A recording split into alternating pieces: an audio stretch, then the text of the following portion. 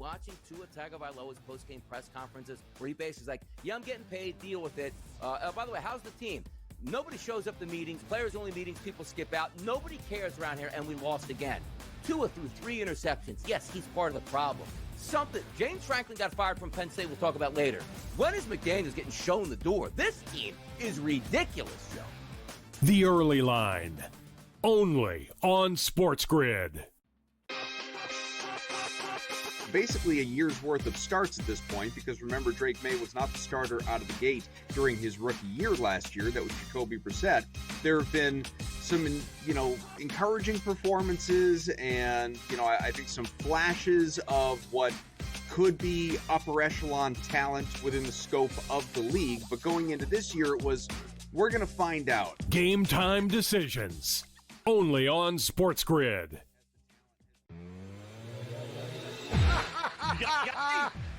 I told you Vladimir Guerrero would hit a home run. He hits a home run on his first pitch. 2-run shot, 2-0 Jays. And I gave you Suarez earlier. I'm telling you, Scott, Contreras last night, Story the other night, bro, every night I've been hitting these home run props. And not the easy Ohtani ones at old plus 190. Right. These are plus 450s, baby. In-game live, only on SportsGrid. Are we going to sit here today and acknowledge that the Indianapolis Colts right now are the best team in the AFC? They are right now. They can run the football with Taylor. They got a competent quarterback the way he's playing right now in Daniel Jones. They are well coached. They never punt. They never punt. They never punt. The Craig Carton Show, only on SportsGrid.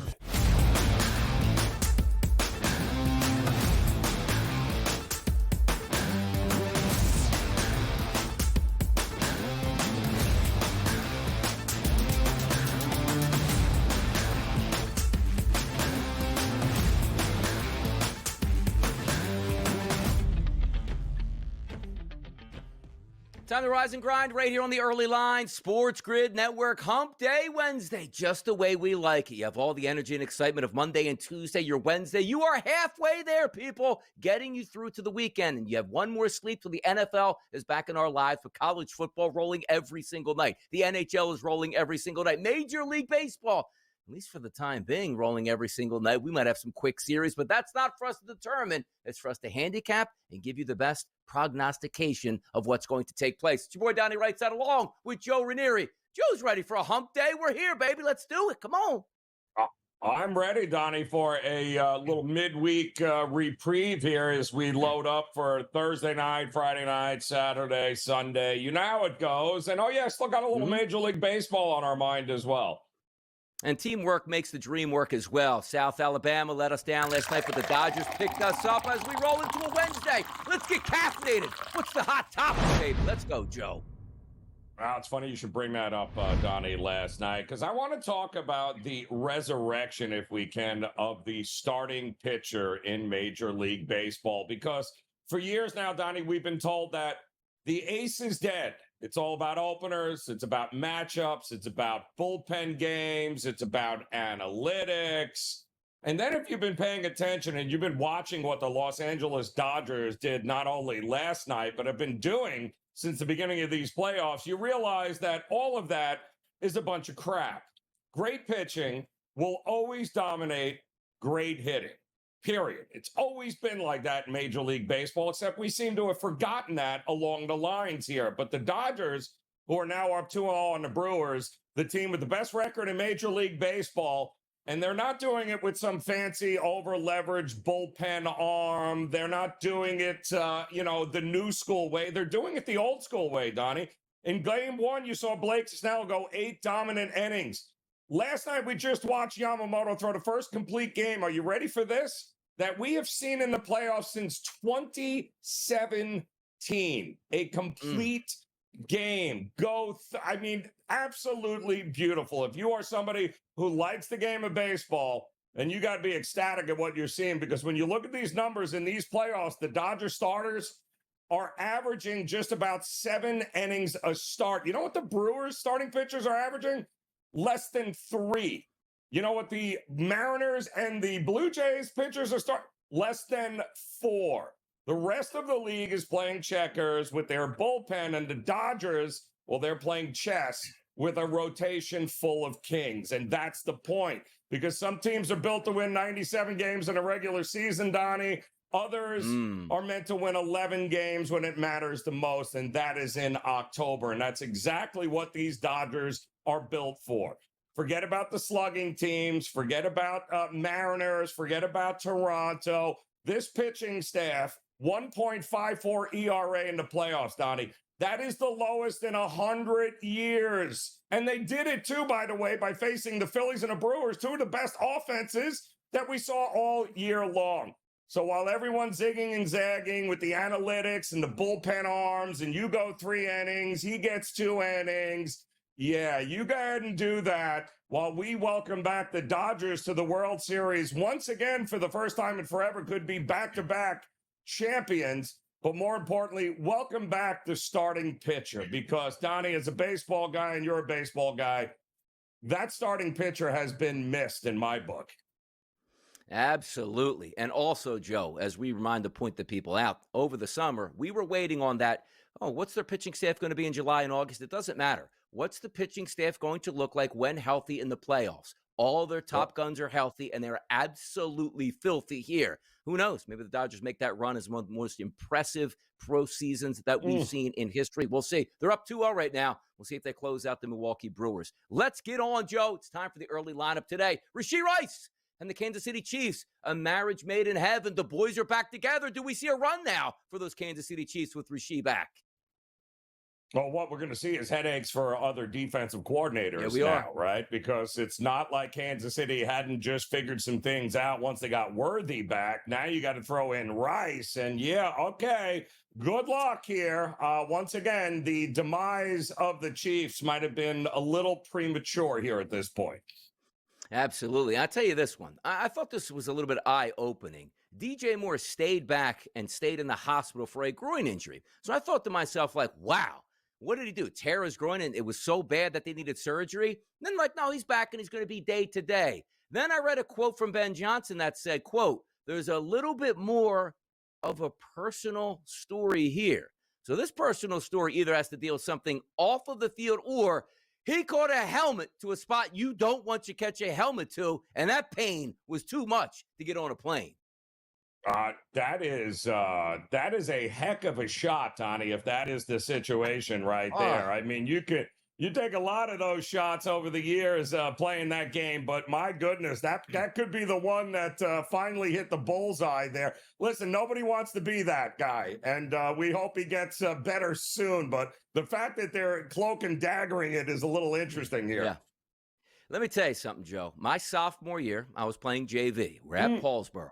And I was I think I was playing free safety or corner at that point. But I was on the line of scrimmage. They ran a toss sweep to the opposite side. I had a beat on that play. Full speed, I caught the running back from behind, put my arms around his waist, and also used probably a legal hip drop is what you'd have now.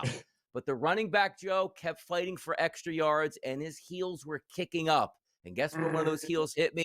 I never had pain or saw stars like that in my life. I didn't play the rest of the game, and quite frankly, I didn't think I'd be able to walk the next week. So shout out DJ Moore, get back there. A little personal experience right now. Wanted to share with the people here. Yamamoto, personal experience last night. By the way, Joe, to your caffeinated Joe point, back in the day, which means last year, they probably had a pitcher getting up in the first inning in the bullpen since he gave up a solo home run in the first inning, then shut it down the rest of the way. Dodgers 5-1. Yamamoto, spectacular.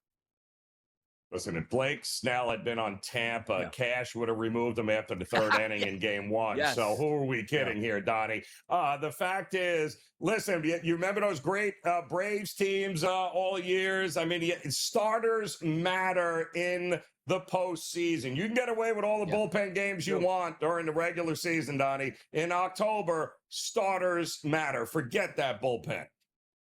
Bregman signed a 3-year, $120 million deal in February with opt-outs here, and Bregman goes, yeah, let me opt out. I want more money, and maybe it's not from Boston. Donnie, you've been calling this on the show now for, 2 months?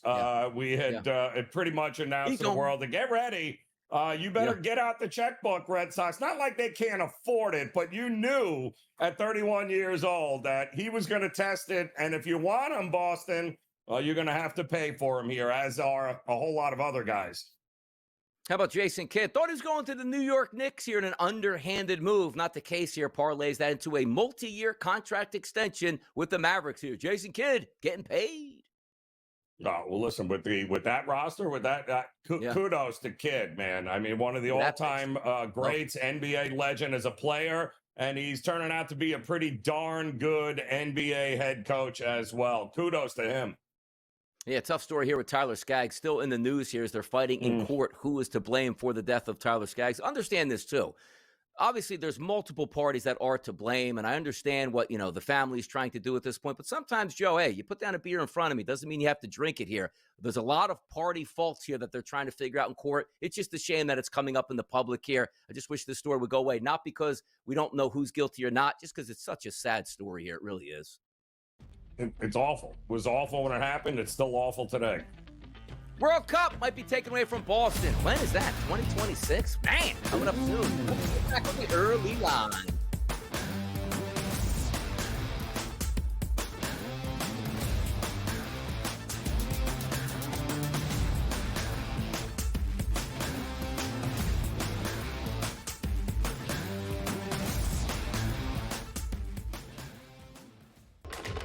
Enter into the magical world of McLuck.com, where even the smallest of spins can win real cash prizes. Adventure into over 1,000 of the best Vegas-style slot games. So what are you waiting for? Unlock your free welcome offer today. Join the fun where winners play and players win. Well, Shadur, which quarterbacks are you talking about? Because there is some bad quarterback play out there, but the dude who can't beat Dylan Gabriel out for a job and can't beat Joe Flacco out for a job certainly can't lay claim to being better than any other quarterback in the league. The Craig Carton Show. Only on SportsGrid. Major League Baseball has decided it is time to put balls and strikes not just in the hands of the umpires, but also the robot umpires, as they say. The ABS system is now officially in place starting next season. Now, keep in mind, they're not just throwing this out there. They have used this at the Arizona Fall League, and they've also used it at different levels of the minor leagues as well. Newswire. Only on SportsGrid.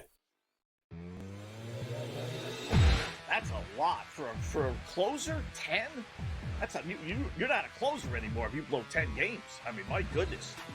That's he's mentally broken too. Like, it's to the point where, like, Dodger fans aren't even mad at him; they're more mad at the Dodgers for putting him out there. Putting him in, right? It's more so. Right.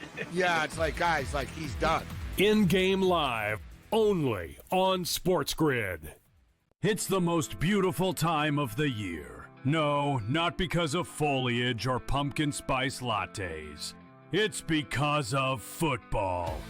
SportsGrid has you covered all season long, covering every snap, every score, and every line move. Prepare, watch, win. Weekends are for winners. Only on SportsGrid.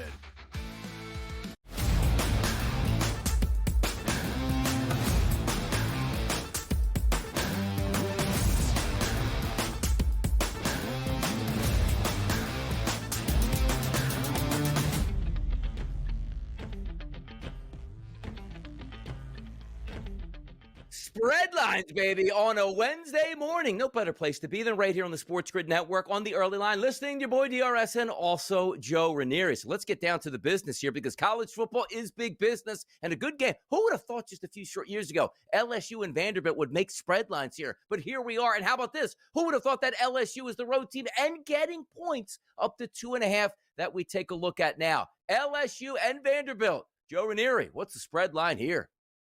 Well, it's interesting, right? Because LSU, more tickets, more money at this point, but that line ain't getting closer to them. It's going in favor of Vandy, which is interesting because Diego Pavia, their quarterback, against the number as an underdog, Donnie, he's been an ATM machine. But the problem is, well, now the expectations are swapped, right? So now you're talking about Vanderbilt at home being the favorite, not the underdog. So the hunter becomes the hunted. And we saw this game open up at around a pick 'em in some spots, but it's been all Vanderbilt big money, which has moved it.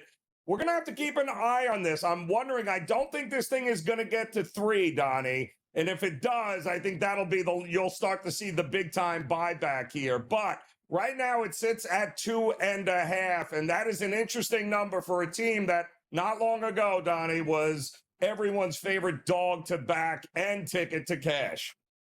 By the way, also looking at, it's funny, like LSU's offense hasn't just clicked yet here, but Vanderbilt is a legitimate team. Like, that's not a fluke line. Like, hey, LSU's on the road -4.5. Like, no, Vanderbilt is the favorite and expected to win this football game. We'll see how that one turns out. My boys, as I like to say, well, outside of my Miami Hurricanes, it's the Notre Dame Fighting Irish. I have been waving that flag since they've been 0-2. They're going to take on USC this weekend. And how about this line? Opened up at double digits, is sinking now below that to 9 and 9.5, depending on where you're shopping at, and a hefty total of 61.5. But that look-ahead line, Joe, is around that 65.5 range. USC Notre Dame, the spread line is what?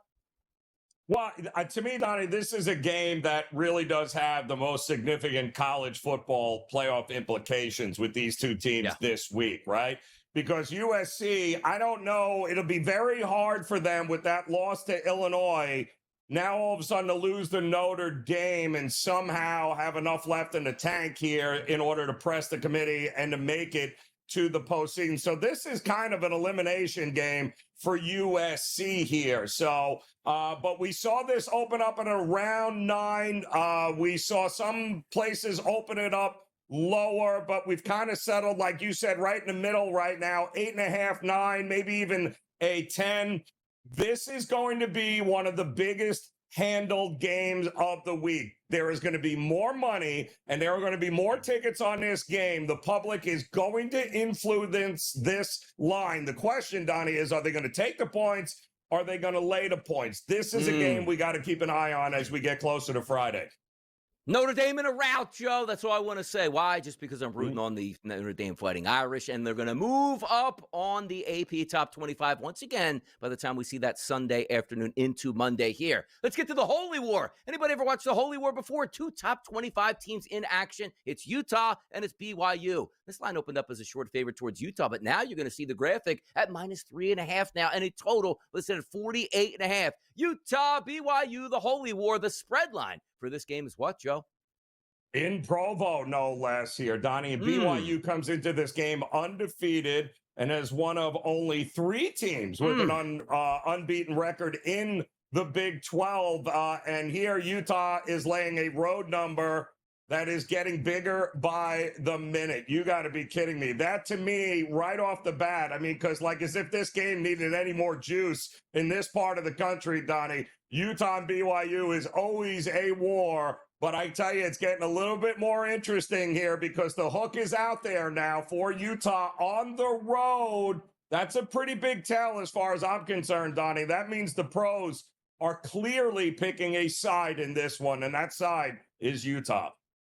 By the way, Joe, like we do Caffeinated Joe to start the show. Is BYU and their students allowed to at least watch Caffeinated Joe since they can't have caffeine? Like, I just wanted to know that. What do you think? By proxy, yes, they can. Yes, they can. They can watch it on replay. They can't watch it live. Now, how about this? Like, when you go into like the cafeteria, do they have decaf coffee there? You know what I mean? Like there's no coffee on campus. It can't. Is it really like that at BYU? Well, you won't find a Starbucks there, Donnie. I don't think so. That's going to be, that's you got to be willing to sacrifice at BYU here, which makes that game even more interesting to me. Exactly. And how the hell did Jim McMahon go to BYU? That's a case for another story at this point. Let's flip it over to the NFL. Pittsburgh and Cincinnati. Aaron Rodgers, Joe Flacco, Thursday night football, and a favorite for the road team, the Pittsburgh Steelers, at 5.5. The total listed at 42.5. Flacco, start number 2. Aaron Rodgers and the Steelers in first place. The spread line for this game, Joe, is what? Yeah, well, the look-ahead line here, Donnie, we saw 3.5, 4, 4.5. So we've seen a little bit of an adjustment here for the road team on a short week. The problem here, Donnie, is that keep in mind, the one knock on Tomlin over the years has been what? He's against the impossible game where he's a dog or where he's playing the better team. Steelers show up. The Steelers never show up when they are exactly this in no man's land at 5, 5.5. Because even the books know, good luck here, because this is exactly where the Steelers, over the years under Tomlin, let one slip away. And I would not be shocked if they let this one slip away. Woo! Calling your shot, Joe Ranieri. How about this one? We're going overseas again. Los Angeles Rams taking on the Jacksonville Jaguars. The home of the Jaguars is over there in London. Total dropping, Joe, 47.5 at the opening number. We're now seeing 44.5 now. And a side on this one, opened up at 3.5, now dipping below to that -3 number across the board. Rams and the Jaguars. The spread line for this game, Joe, is what?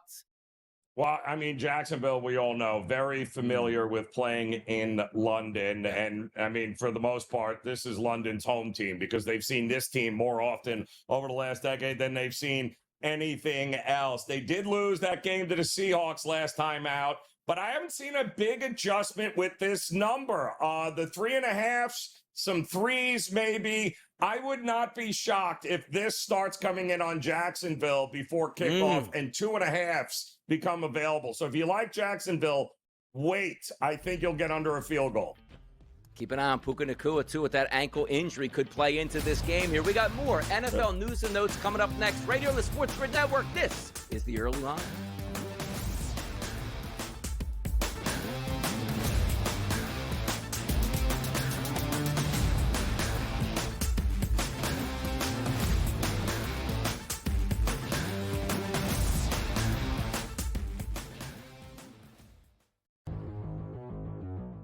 You're looking at Joe Burrow being the guy that I was in on the beginning of the year. Clearly, that is no longer an option. So where are we looking on this board? And I keep landing on the same thing, which is, Baker Mayfield's been kind of the story this year. Think about this. He's plus 950 for MVP. They look like right now one of the, if not the most formidable team in the NFC. Fantasy Sports Today, only on SportsGrid. Great quarterback, the best quarterback in football. But when you play a 60-minute game of football on national TV and the referees do not call a single penalty against you when you committed 13 penalties the week before in a nationally televised loss, I'm sorry, but the jig is up. The Craig Carton Show, only on SportsGrid. I apologize to our fans. We need to do better. That's all you need to say, Scott, right? But Tua goes out there, my kids love me. I'm rich. I don't care. You got your dumbass coach coming out here, and we play to win. You got to win the game, and you got to win. And, the Dolphins press conferences make it way worse.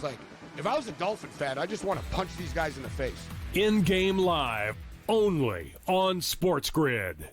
Football contest season is back, and so is the Las Vegas Football Contest Show. Season 2, the sharpest football contest show in the land. Focusing on all 3 Circus Sports contests and the Westgate Superbook Super Contest, we handicap the games and release our contest picks every week of the season. Featuring Super Contest champions Brady Cannon, James Salinas, and former NFL player Mike Pritchard, all team will have you prepared this season like none other. Check us out every weekend right here on SportsGrid.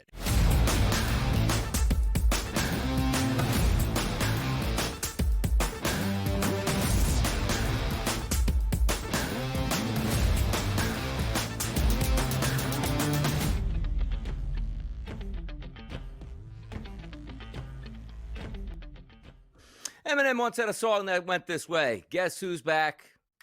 Back again. Rashee Rice is back. Tell a friend. He's back, Joe. Rashee Rice back to the Kansas City Chiefs. The wide receiving core, like Voltron, joining together as an elite force at just the right time. This could be a big boon to that offense now healthy at the wide receiver position. What gives now for the Kansas City Chiefs? How excited is Patrick Mahomes now. He should be very excited. And listen, this is kind of exactly the point that they were hoping to get at, is that, keep your head above water. They didn't expect to lose, Worthy like they did early on. They thought they could hold the fort down, but then when they lost him, and boy, oh boy, I mean, the good news is once they did that, right, Donnie? I mean, once they lost Worthy and then ended up losing a game, boy, the whole world, the value that we were able to get on Kansas City is now gone. You're not going to be able to get any value on Kansas City anymore. And you look at this game coming up against the Lions team that is going to be absolutely is already decimated in the secondary. Yeah, this could be a very long day for the Lions coming up. By the way, now why would it be a long day for the Lions coming up, though? You know what I mean? Come on now. You like that? Yeah, Las I mean, Vegas. no, not blind. No, I'm sorry. They're not getting it. But yeah, they're already going to do that. I'm still, you know what it is, Donnie, is I'm laughing because I'm still laughing about how many people had absolutely, everybody thought Detroit was going to be what the Lions are about to show them that they are. The Chiefs are about to show them they are. Who's the best offense in the National Football League right now? That's good. Look, we need a running game for Kansas City now. That's what we're ready for now, Joe. We need that. Like Patrick Mahomes got the wide receivers going, Travis Kelce. And by the way, it is an 11.5-point line for Las Vegas. Boy, they enjoyed the Titans game, right? They ain't going to enjoy this game in Kansas City when all outlets are firing a total, Joe, of 45.5 and 11.5 number. Now, the one thing we know about the Chiefs, even when the Chiefs were riding high as, the best team in the NFL record-wise, they never cover spreads. Now we're back in business like, this is 2 touchdowns in the division they're going to cover. I can't stand Las Vegas, but I look at that line and be like, man, people must be buying back in on the Chiefs, Joe. Why? You knew it, Donnie. I mean, the ability to be able to get the Chiefs at any value has now come and gone here. And you were, hoping maybe, just maybe, that you'd be able to squeeze another week or two out here with Rice, but they are not going to have a problem slotting him back in there. And my argument would be, why do you need a running game when the short passing game for them will be just as deadly as a running game? Because now you got to pick you got 2 guys who can stretch the field. You can't cover everybody. There might be a lot of screens and a lot of, quick dump offs that work just as well as the running game for Kansas City. They will be the best offense. And I can make the argument that since they got Worthy back, Donnie, they have been the best offense in the National Football League. Sometimes it's a you problem and not a they problem. So what are you talking about, Donnie? C.J. Gardner-Johnson was with the New Orleans Saints, traded to the Philadelphia Eagles, then went to the Detroit Lions, then came back to the Eagles and won a Super Bowl, then got traded right after the Super Bowl to the Houston Texans. The Texans like, I don't want this guy around here. Let's cut him. All right, let's go to the Ravens, a perfect fit because the Ravens are injured across the board. And the Ravens are like, yeah, we're good. CJ on the market again. What? How bad an individual and a cancer in a locker room do you have to be, Donnie? I mean, honest, and it's not like the guy doesn't have talent, which is why he keeps getting these opportunities. But how bad an individual do you have to be that every team is like, wow, you're not worth it. And he's got a championship pedigree, which makes it even worse. Unbelievable. A defense that can't stop. And also, Houston's defense is really good. Like, they couldn't even mask him in the secondary, which says something. Then he goes to the Ravens, who are just looking for live, active bodies. Hey, look, we got a safety that started to win a Super Bowl here. Yeah, let's cut him. Let's go pick up a 7th-round walk-on guy somewhere and put him. Joe, we're not even talking active roster. Practice squad. Right. He doesn't even make the practice squad, Joe. It's amazing to me, Donnie. The fall from grace here with this guy, which what could have been, is beyond me. Yeah. Absolutely beyond. But you know what? I guarantee you, he'll still land on our roster before the end of the season. All right, ready for this one? Jerry Jones says he's open to making a defensive trade to help the worst defense in the NFL. You had the best defensive player, arguably, in the NFL before the season started, but you got Kenny Clark. How's Kenny Clark working out for you down there, Jerry? Gardner-Johnson, maybe on his way to a Cowboy uniform, could very well be here. Why not? Anything to help your defense over there. But and it's a shame because this could have been the coming out party for Dak this year, but not now. Yeah. By the way, Yamamoto could probably play the secondary for the Dallas Cowboys. He'd be just fine. We'll talk Yamamoto next and the Dodgers. Yep.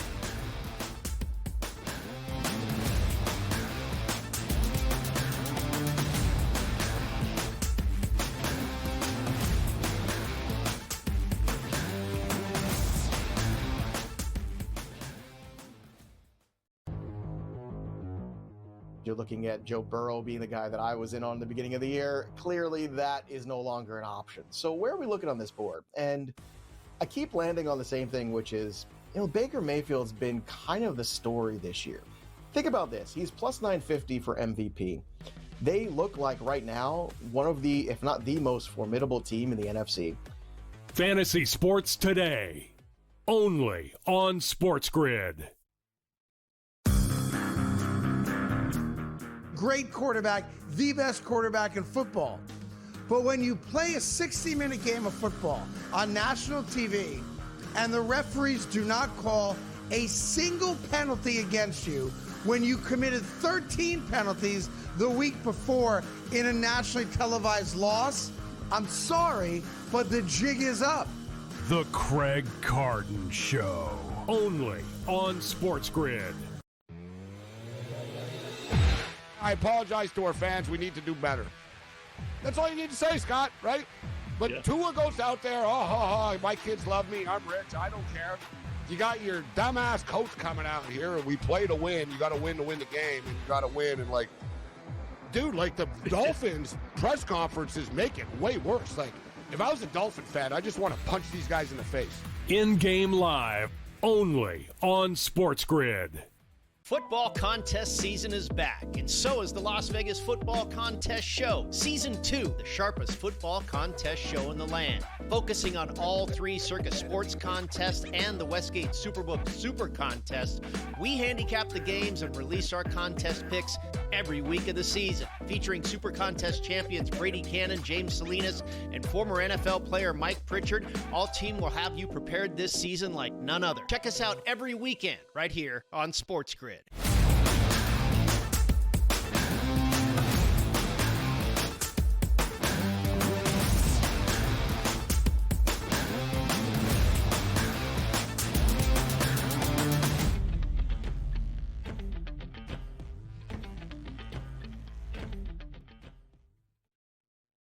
League Baseball, baby. Do you love it? Well, if you watched yesterday's Bye segment, your boy DRS here, you know what? Just ride it. Don't outsmart yourself. Just ride the Dodgers right now. The hot team got good starting pitching out here. The lineup technically is better than the Brewers, and you'll hang on. 5-1 victory. Little did I know that Yamamoto would go all 9 innings and pitch a sensational 9-inning game on the road. Now, understand this, too. The Brewers got up in the bottom of the first inning in a 0-0 game. The first batter that Yamamoto saw, bang, gone, home run, Bernie Brewer, down the slide, Hornets nest. Brewers are back. We're ready to go. This series is tied before it wasn't. The Dodgers bats came alive in the second inning, plating 2 runs here, and they never looked back. We opened up the show with Joe Ranieri giving a little caffeinated Joe action, the return of the starting pitcher. And by the way, the Dodgers are historical starting pitchers here. A complete game in the NLCS, and quite frankly, they probably could have multiple complete games if they wanted to already throughout this early run in the playoffs. We always thought the Dodgers had the components to win a World Series, which is why they were the betting favorites for the majority of the season. And the optics were, if they're going to stay injured, maybe they can't win it. They're not injured as starting pitchers, and they are absolutely filthy. Anybody they send to the mound, absolutely filthy to start these games, Joe, and you saw it on full display once again last night. And it's all starting to come together, Donnie, because they actually finished off the regular season pretty decently, and now they're just rolling in the postseason. And again, they had to do it against some pretty good offenses here in order to be able to get to this point. Yeah. It's just crazy, but it's also $350 million worth of a starting pitcher that you just witnessed last night go a complete game, the first one since 2017. So make no mistake, when you look at this roster of the Dodgers and the payroll, Donnie, there is a big difference between what they're playing with the Brewers and what they've got on that roster right now. I think there's only one dude on the Brewers that makes 8 figures, and that's Yelich. Nobody else makes that. So good luck there competing with the Dodgers with this kind of the resources they have. They can go out and get a Yamamoto like this. And then what are you going to do, Donnie, in October? I'll tell you, too, Joe, you look at the game and the way it plays out, because you're talking about high leverage situations, man. That's a Hornets nest. They're up 1-0. They know they cannot lose this game and go on the road down 0-2, and you go 8 shutout innings after giving up that solo home run. And sometimes you take a look at the statistics itself, Joe, right? You look at L.A., 10 runners left on base, 2 of 11 with runners in scoring position. They still played at 5 runs. Their offense was on point last night. And then you take a look at the Brewers. Joe, did you know they didn't have a single runner in scoring position? Like the solo home run hits, and nobody reached second base the rest of the game. That is filthy. And we're not talking about, hey, you're playing on a Monday night in chilly temperatures against a dead White Sox team. This is one of the best hitting lineups in Major League Baseball, and you stunted them for basically a full 9 innings. I can't get over how good the Dodgers look. And right now, Joe, they look like an absolute machine at this point. Minus 165 right now to win the World Series. Donnie, it took him, Yamamoto, 24 pitches to work once through the order. Now, do the math. That's less than 3 pitches a batter. They were swinging at they were trying to do anything to try to get ahead of Yamamoto, and it didn't work. They couldn't get anything going. And now what? Is it going to get better with Glass now? And then you get the it's absolutely crazy what they can roll out here. And it's going to be like that now, no matter who they face from the American League. Which, again, does the American League starting pitching, whether it's Toronto or the Mariners, compare here? I don't think so. And by the way, circling the wagons, I'm going to get a little bit ahead of ourselves right now, Joe. I saw Max Scherzer is going to start game number 4. Sign me up for my best bet of the day, whatever day that lands on here, right on the early line, just to fade Max Scherzer, where he's 2 in the third pitches at that point right now. Yeah. See that? Boom. Little bye in the background right now. Little preview of what you're going to get a little bit later this week. But the Dodgers, Joe, minus 1,500 to win this series. Now, understand this. It's not a 3-game series where you lose the first game. It's like, oh, you got to win 2 in a row. It's not a 5-game series. You lose the first 2, you got to win 3 in a row here. You get a little bit more leeway on a 7-game series. But we're going to talk about that Seattle Blue Jays series in just a moment. But again, Joe, this is different. This is the Brewers, who had the best record in baseball at home. Home field advantage matters, right? You lose those 2 games. 3 straight games in Dodger Stadium. 3 straight games in Dodger Stadium. That's a tough one, man. Well, I think 16% of it now, going back a couple of decades here, Donnie, in the 7-game series, only 16% that go down 0-2 actually are able to come back here in any way, shape, or form. So and now you couple in the fact that we're talking about the first 2 games of this series, Donnie, the 2 starting pitchers the Dodgers rolled out, they only allowed 4 total hits, I think, among them. So if we're talking about 17 innings, 8 innings and 9 innings, and you're talking about 2 starting pitchers, you were only able to manage 4 hits. And one of them was that solo home run to lead off the game. And after that, you said they didn't even get past second base. How does that change against the next? Now they got to go against Ohtani and Glass now? This is over. It's over, way over here at this point. And you're so right, Joe, because usually it's like, let's just take Detroit. We just got to get through Skubal, man. We can get to these other guys. Yeah, right. Who are you getting to on this Dodger staff? It's like one is just as good as like 4 Skubals in a row, Joe. Yep. It's crazy. Now, we have never seen, I don't think it's ever happened. I don't think you've ever seen 2 starting pitchers go back-to-back, allowing just 4 hits in 17 innings. I don't think that has ever been done in Major League Baseball history. 8 innings and 9 innings, and the best the offense could do. I mean, my goodness, one's a lefty, one's a righty. It's just absolutely good luck. Good luck. Let's see how you do against Glass now and Ohtani. What do you think, Donnie? The total amount of hits the Brewers get in this series? It's amazing. What are they going to average? Do they get double digits? At this point?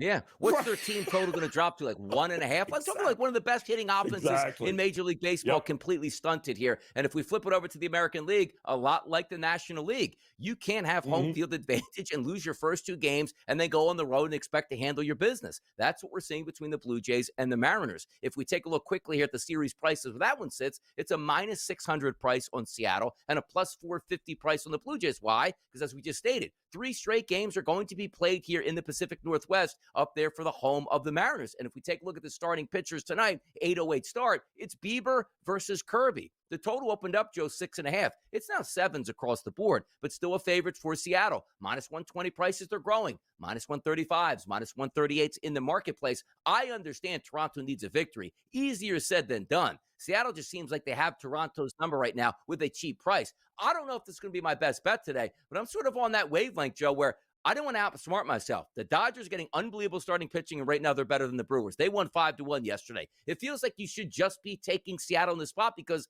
they are the better baseball team. And also, Toronto's on the road in a true pitcher's ballpark, not a hitter's ballpark like they used to at home. Yeah, well, the only saving grace I'd say, Donnie, is that why did you make this trade at the deadline, Toronto? You made a trade to get Bieber for what? Yeah. For this right here, this moment right here. The reason you went out and got him was for this game. So he is more than capable of going down and shutting down a lineup here, and that's exactly what he is going to need to do to give the Bats of Toronto an opportunity to get back into this series. Again, it's a 7-game series, Donnie, but it feels like it's now or never for Toronto.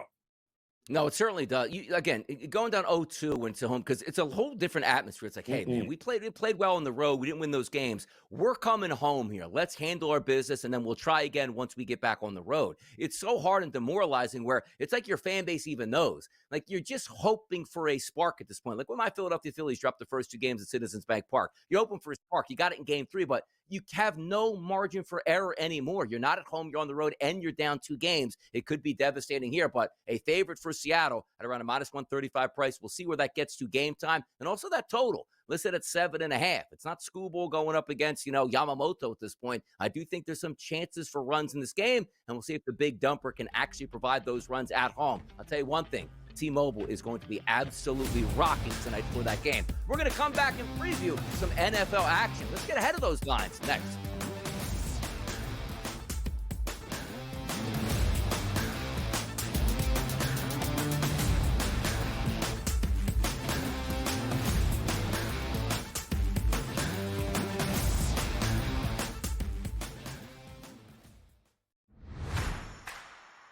The best part about it is that they're just going about handling their business. I was listening to Arvell Reese and his literally like 5-word sentences about himself and some of the things that Caleb has been talking about. The dudes are just so locked in here about just doing their job and not worrying about all the other things and awards. They know all those happen when you go win and you win decisively. The Bobby Carpenter Show, only on SportsGrid. Baker Mayfield is the most important player on the Tampa Bay Buccaneers, and they are in first place right now, looking dead in the eye of home field advantage throughout the playoffs. They played a bad division. They're going to win a lot of games, and they're the best fourth-quarter team, or at least the 2-minute warning team in all football. So, don't sleep on that. The Craig Carton Show, only on SportsGrid. Awesome and monumentous win against Oregon.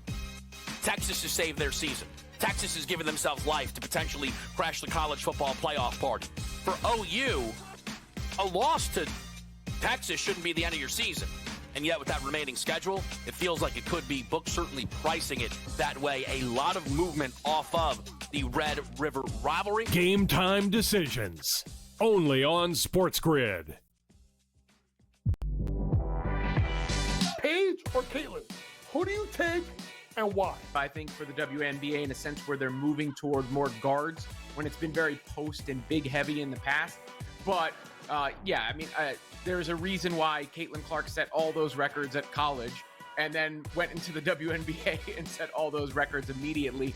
I really do think she's just a different level talent. Betting above the rim, only on SportsGrid.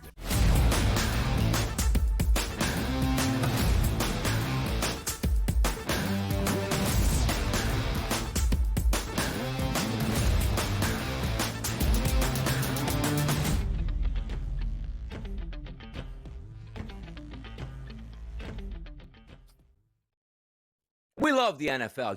We love the NFL. And tomorrow night, the NFL is back in our lives with the Pittsburgh Steelers and the Cincinnati Bengals. It's Donnie right side. It's Joe Ranieri. It's a SportsGrid network. How about the playoff picture, Joe? This will shock some people out here because the struggles of the Philadelphia Eagles, the Baltimore Ravens, and now it looks like the Buffalo Bills at this point, and the Kansas City Chiefs. Did you know if the season ended today, the Buccaneers and the Colts would be the number 1 seed here? And I look at that wild card round, specifically in the AFC on this graphic.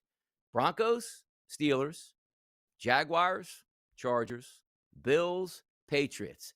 Chiefs aren't even in the playoffs, Joe, if the season ended today. How crazy does that sound? And on the other side there, you got the Philadelphia Eagles in the 4th seed. It pains my heart right now. Just upsetting because the Eagles did beat the Buccaneers. The Eagles did beat the 7-seeded Rams right here. Crazy times in the NFL, but it is a week-to-week league. But it does seem like, Joe, the heavyweights getting punched by the underdogs to start this season, huh? Well, it's a good thing for Kansas City and others, Donnie, that the season isn't 6 weeks. I mean, thank goodness for that, because how many of those teams, I have a question, how many of those teams on that list currently are going to be on that list come the end of December, early January, Donnie? How many of those teams will actually be in the postseason? There is a lot, I think, that can change over the next couple of months here. So, and Indiana, I mean, the Indianapolis, congratulations, but the idea that you're going to be the number 1 seed, I can't see it, Donnie. I just can't see it. Daniel Jones and the Colts and Shane Steichen, the number 1 overall seed. My goodness, here can we go on? But again, we're basically at that like quarter pole-ish, so a lot to be determined over the next couple months. And it looks like from the NFL stake, a lot more injuries are probably going to determine who's going to get that top seed here. But I'll tell you one game that we are looking at injuries here, and that's for the quarterback position. Who's going to be quarterback? Is it Carson Wentz or is it J.J. McCarthy? The Philadelphia Eagles and the Minnesota Vikings. The Eagles are a favorite in this game. Now, they probably should be, because the Vikings, if they have Carson Wentz, doesn't really add up. But there's something wrong with the Philadelphia Eagles. And understand this.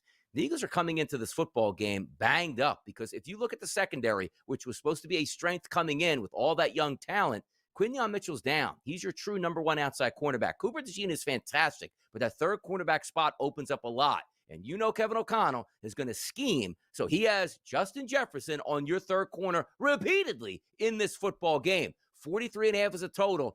I would usually look at this, but man, the Eagles are going to finally get right. They're going to hammer away. They had a little bit of extra break. They were so porous against the Giants team. I don't know what to expect here, Joe. What do you expect? It's kind of hard, Donnie, because you know, when you look at some of these numbers and the trends here with Jalen Hurts and the Eagles. You know, it's not like they are a great bounce back team anyway. I think Jalen Hurts, 22 games as an Eagle starting quarterback, where coming off a loss, just 10-11 straight up, 7-14 against the number in those games, Donnie. They're not exactly the bounce back type. They're much better once they get on a roll than they are with trying to stop this. I mean, 2 games in a row, Donnie. Who'd have thunk it here? I just don't see where the offense is coming in this game. Please help me. How are either of these teams, given what we have seen, and we know Flores and that defense of Minnesota, they had a little time to lick their wounds here. They're healthier now. That is not the team you want to turn your offense around, that defense. So to me, I think an under is well in play in this game. Yeah, you take a look also at the Philadelphia Eagles, the interior part of the offensive line. Like, boy, Saquon Barkley can't get any room to run. Well, last year you had a healthy Landon Dickerson, an absolute road grader. Yeah. Mekhi Becton, like a mountain moving people, and Juergens was completely healthy. Juergens has been banged up. Landon Dickerson's been out of the lineup, and Mekhi Becton is on another football team here. That's where the struggles are coming in. And you know Brian Flores and that team, they know the struggles as well, and they're going to bring pressure after pressure after pressure package coming after Jalen Hurts, something to watch out for. First time in a long time, I'm almost not excited to watch an Eagles game. Hopefully they can turn it around. We'll see. How about over in London turning it around here? The Jacksonville Jaguars trying to get back into the win column after losing a game to the Seattle Seahawks. The Los Angeles Rams, they basically had a day off against that offense for the Baltimore Ravens. They're favored at -3. Puka Nacua, not sure if he's going to show up and be at the starting gate, but the Rams and the Jaguars, 3-point line, Joe, right now. Yeah, and McVay's actually had some success taking his teams overseas. I think he's done it twice now, and the team has won both games and covered. And get this, they've won by a combined score of 57-10 in both of those games. So they're used to it. It should be good to go. However, nobody is more used to playing overseas than the Jags. Donnie, remember the rumors a couple of years back where they were just going to move the game? That was it. That was going to be their home place. And then they saw Trevor Lawrence actually play, and they're like, yeah, no, we don't want that here. But the bottom line is, do we trust this Jags team to, it's a home game overseas, but do we trust them to bounce back here against this defense of the Rams? I don't know that we do. It feels like the Rams got a pretty good opportunity in this game to handle business. We'll see who gets there. And again, keep our eyes on Puka Nacua to see what happens here. Next game we're going to talk about, Joe. We've been in the handicapping business a long time. This is going to be a fascinating one to watch it play out. It's New England and Tennessee. And you might be like, what's so fascinating about that? It's a touchdown spread. Tennessee is a really bad football team.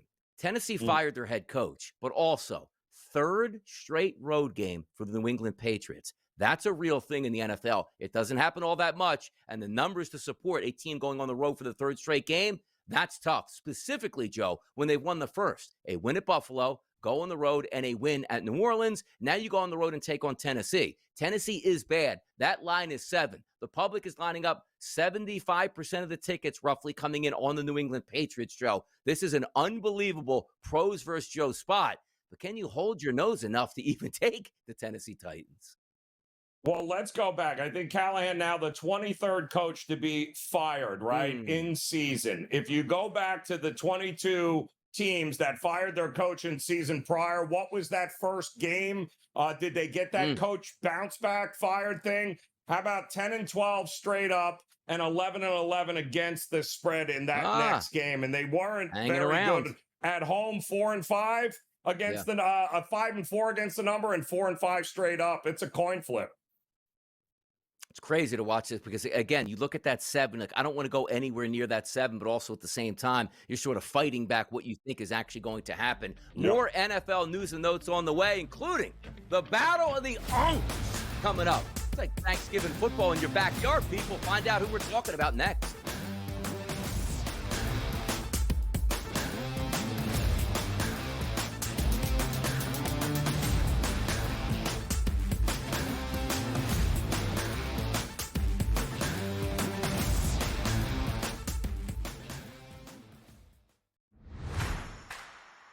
The best part about it is that they're just going about handling their business. I was listening to Arvell Reese and his literally like 5-word sentences about himself and some of the things that Caleb has been talking about. The dudes are just so locked in here about just doing their job and not worrying about all of the other things and awards. They know all those happen when you go win and you win decisively. The Bobby Carpenter Show, only on SportsGrid. Baker Mayfield is the most important player on the Tampa Bay Buccaneers, and they are in first place right now, looking dead in the eye of home field advantage throughout the playoffs. They played a bad division. They're going to win a lot of games, and they're the best fourth quarter team, or at least the 2-minute warning team in all football. So, don't sleep on that. The Craig Carton Show, only on SportsGrid. Awesome and monumentous win against Oregon. Texas has saved their season. Texas has given themselves life to potentially crash the college football playoff party. For OU, a loss to Texas shouldn't be the end of your season. And yet with that remaining schedule, it feels like it could be. Books certainly pricing it that way. A lot of movement off of the Red River rivalry. Game time decisions, only on SportsGrid. Paige or Caitlin? Who do you take and why? I think for the WNBA, in a sense where they're moving toward more guards when it's been very post and big heavy in the past. But there's a reason why Caitlin Clark set all those records at college and then went into the WNBA and set all those records immediately. I really do think she's just a different level talent. Betting above the rim, only on SportsGrid.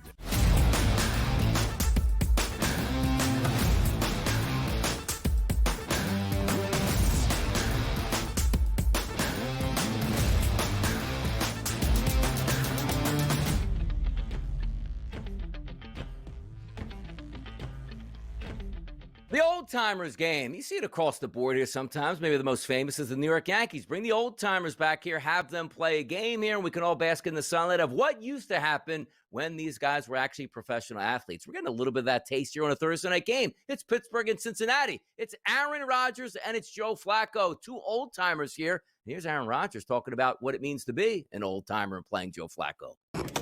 Oldest quarterbacks playing this week. Let's go. Woo! Icy hot ball. I love it. All right, we'll open it up for questions here from media. Aaron, what do you think about maybe the novelty of two 40-year-old quarterbacks going against each other, 40-plus quarterbacks? Thank you. There we go. Get that right there. Yep. Come on, Bert. You got it. There we go. The novelty. Yeah, I think it's great. Great for all the old guys. You know, I know that when I watch other sports, maybe it's because I'm the older guy, but I tend to pull for the older guys to win championships. I've been friends with Steph for a long time. Steph is one of the older guys in the NBA now. So anytime the Warriors are playing, I'm always pulling for Steph to ball out for them to win. But it's great. I mean, I've known Joe for a long time. He's been great coming to my charity event. He's been a great ambassador for the league. He's had a great career, and it's fun that we're both still playing. Get immunized, people. The Unks are playing Flacco and Rodgers Thursday Night Football. Favorite on the road for the Steelers here. Looks like Aaron Rodgers, real chippy. I mean, he seems pretty chippy in that interview, huh? Well, he should be, right? His team's sitting at what, 4-1 straight on? I mean, they're in first place. They're in control of the division. I mean, it's amazing what happens. I mean, Aaron Rodgers was the devil in the Jets organization, remember? Yeah. But now all of a sudden we don't hear anything. He's out here giving politically correct answers. Everyone's yucking it up. So, now you don't know what to believe here. But I do know this. Tomlin, over the years, when he's supposed to win, that's when things go off the rails for Pittsburgh. And that number at 5.5 would scare me. I wouldn't be running to the window to back either 40-year-old, to be completely honest. Yeah, Thursday night games sometimes tend to be tricky at this point, but also what are we actually getting still out of that Bengals offense? I understand this for the Cincinnati Bengals. Beat the Browns opening day, beat the Jaguars game number 2. Joe Flacco inserted into the lineup, and, you move around and you have, Jake Browning in the lineup. You have 4 straight losses, 48-10, 28-3, 37-24, and 27-18. If you look at the last game here that Joe Flacco played, he sort of rushed in there, threw 45 times, 2 touchdown passes, but only 219 yards. Pretty good defense for the Packers. Pretty good defense here for the Pittsburgh Steelers. But, Joe, what is your expectations on Thursday night for game number 2 for Flacco? Is it a little bit easier for him here, or are they just going to bring that pressure? Because the one thing we know about Flacco, he doesn't move all that well, and that's a pretty good pass rush for Pittsburgh. It is, but I think it probably favors Cincinnati to keep rolling out there. Just keep going, because I think they finally, even though they didn't win in Green Bay, Donnie, I thought they showed that, all right, you can run the ball. And Flacco was doing what Browning couldn't do. He was getting the ball to his best targets, 2 of the guys, Higgins and Chase. He was giving them a chance to make a play and do something with the ball. Everybody knew who he was throwing it to, but you know what? He put it on target, on time, and good things happened. So if I'm Cincinnati, I'm all right. Just keep rolling it, keep doing the same thing, get the repetition in there. Ultimately, you only win this game if your defense makes enough plays against Aaron Rodgers and company. So that's what's going to decide the game. I'll tell you what's interesting, too. You look at Flacco's passing prop number 238.5 and say, I don't know if he get, but understand this. Cincinnati cannot run the football. I don't care what defense it is, how good the defense is, how bad the defense is. It's going to be all on the arm of Joe Flacco. So if you feel they can be competitive in this game, trust me right now. Flacco throwing for 179 yards in this game. They're not going to win this game or be close to within a possession of it. He's going to have to heat it up on the outside, 250-plus here for Flacco, because he just might throw it again, Joe, 45-plus times in this game. The touchdown scoring market, only one guy, Joe, they have to pay juice on. It's Jalen Warren, starting running back here for the Pittsburgh Steelers. Chase Brown, Jamar Chase, DK Metcalf, Kenneth Gainwell, all plus money props in this game. Any shots that you're looking at right now early for possibly a touchdown guy? Well, to me, this is all going to be about guys that have the opportunity, right? And I'm telling you, Chase and Higgins are going to have plenty of opportunities to go out there and make a play because chances are they're going to be trailing in this game at some point here, Donnie. So I like the Cincinnati guys. Yeah, I'm interested to see. This game is tomorrow night here, favored on the road. I usually like to lean towards the home teams here. I think that no man's land, as Joe likes to say, is right where that point spread is coming in. We'll see where it lands tomorrow. But hour number 2 is coming up next. Get ready for the early lineup. Let's re-rack it and continue with all the great information that we have right here on the SportsGrid Network.